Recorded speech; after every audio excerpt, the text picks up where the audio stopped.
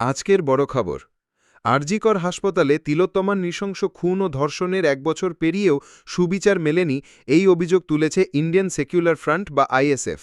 দলটির পশ্চিমবঙ্গ রাজ্য কমিটির তরফে আজ এক প্রেস বিবৃতিতে জানানো হয়েছে, গত বছর এই দিন গভীর রাতে কর্তব্যরত চিকিৎসক পড়ুয়া তিলোত্তমাকে নির্মমভাবে খুন করা হয় এবং পরে ধর্ষণ করা হয়।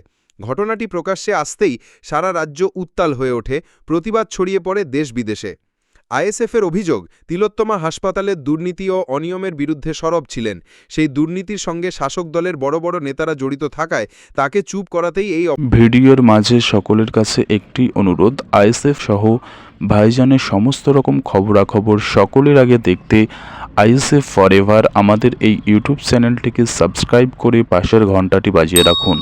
অপরাধ সংগঠিত হয়, আর এই ঘটনাকে ধামাচাপা দিতে শুরু থেকেই চেষ্টা চালিয়েছে শাসক দল।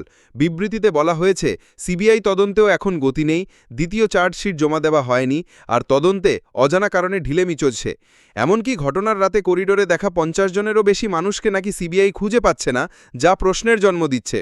আইএসএফের দাবি, একাধিক ব্যক্তি এই অপরাধে হেমেচ, কিন্তু কেবল একজনকে অভিযুক্ত করে বিচার প্রক্রিয়াকে বিকৃত করার চেষ্টা চলছে, যাতে বড় মাথারা রক্ষা পায়।